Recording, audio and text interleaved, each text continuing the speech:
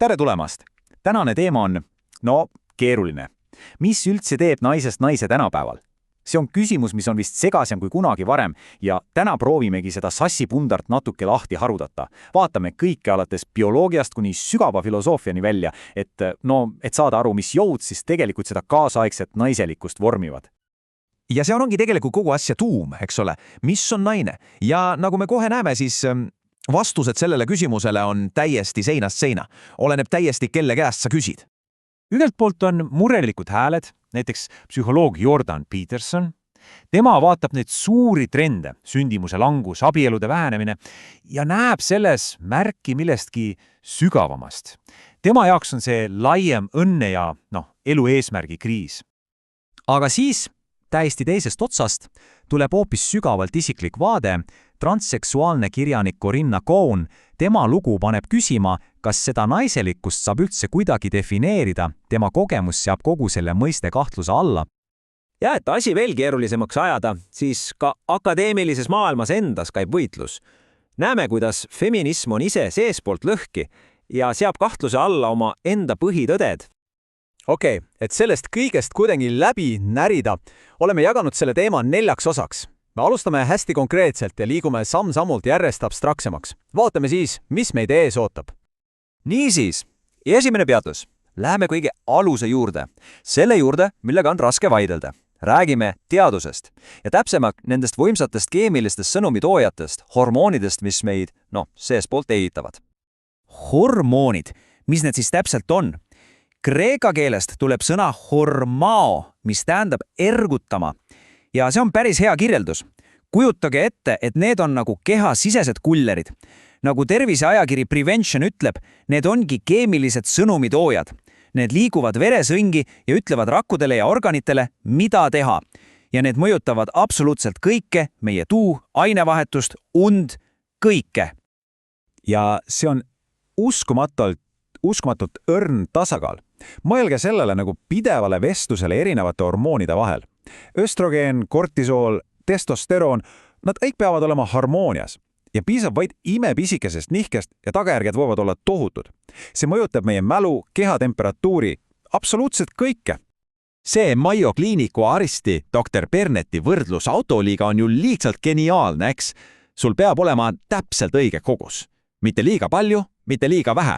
Aga okei, see tekitab ju küsimuse. Kui meie bioloogia on nii peenelt paigas, siis kuidas see kõik mõjutab meie elukäiku, meie valikuid, seda, kellena me end tunneme? Et sellest aru saada, vaatamegi nüüd 2 täiesti erinevat elulugu. Nii, teine osa.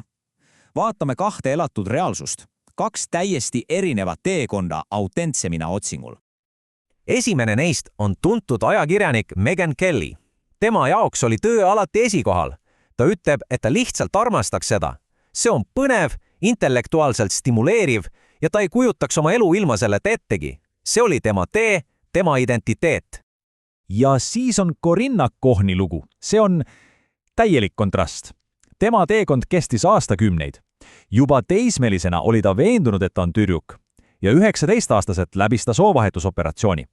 Tema eesmärk oli lihtne, lihtsalt ühiskonda ära kaduda. Aga järgmised 20 aastat, need olid täis sisemist konflikti, üksindust, kokkuvarisemisi. Ja siis 39-aastaselt tuli ära tundmine. Rahu ei toonud talle mitte see, et ta püüdis olla naine, vaid see, et ta aktsepteeris ennast transseksuaalina. Aga tuleme tagasi Megyn Kelly juurde. Tema jaoks ei olnud see ainult karjäär. Ta räägib, kui oluline on talle tema pere.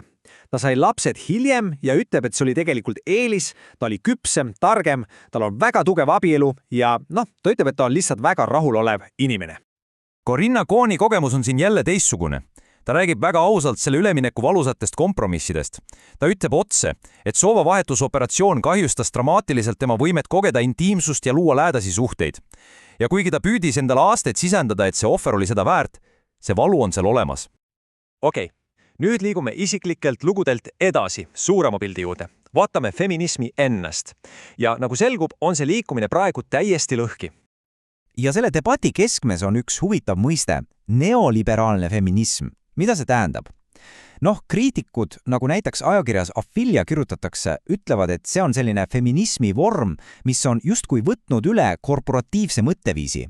See võtab suured struktuursed probleemid, nagu ebavõrdsus, ja teeb neist iga üksiku naise isikliku vastutuse.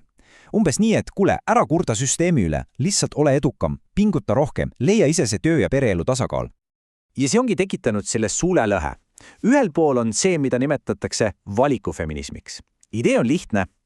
Kõik, mida naine vabalt valib, ongi feministlik. Punkt. Aga teisel pool on solidaarsusfeminism. Ja nemad ütlevad, et oot, nii lihtne see ei ole.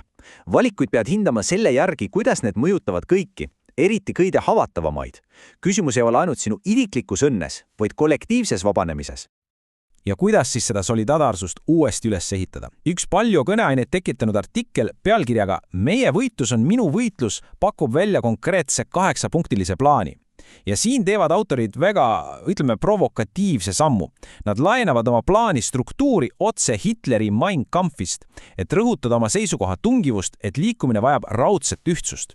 See plaan ise räägib valikute piiramisest, vajadusest ohverdada, poliitilise mõju ehitamisest ja sellest, et teiste rõhumist tuleb näha kui osa oma enda võitlusest. Ja nüüd meie viimane osa. Siin suumime täiesti välja. Lähme bioloogiast ja poliitikast veel kaugemale filosoofia tasandile. Perspektiiv, mis ei näe sugu kui lihtsalt bioloogiat, vaid pigem kui saatust. Siin on kesksel kohal traditsionalistlik filosoof Julius Evola. Tema jaoks see, et sa oled sündinud füüsiliselt meheks või naiseks, ei ole lihtsalt bioloogiline fakt. See on märk millestki palju sügavamast, millestki transcendentaalsest. Tema jaoks on see märk sellest, et sa kuulud ühele 2 erinevast vaimsest teest. See ei ole juhus. Ja Evola kirjeldab neid 2 teed läbi 4 põhilise arhetüüpi. Maskuliine printsiip tema sõnul teostab ennast 2 moel. Kas läbi puhta tegevuse, see on sõdalane, või läbi puhta mõtiskluse, see on askeet. Aga feminiinne printsiip, see leiab oma täieliku täius ja õnne täielikus pühendumises kellelegi teisele, kas siis armastajana oma partnerile või emana oma lapsele. Niisiis, oleme käinud läbi pikka tee, alates hormoonidest, mis meie veres ringlevad, kuni iidsete arhetüüpideni välja, ja lõpuks jääbki õhku see suur küsimus, mis neist raamistikest, bioloogia, isiklik kogemus, ideoloogia või filosoofia, mis neist lõpuks defineerib selle, kuidas me tulevikus soost ja naiselikkusest mõtleme. See on küsimus, millele peame kõik koos vastuse leidma.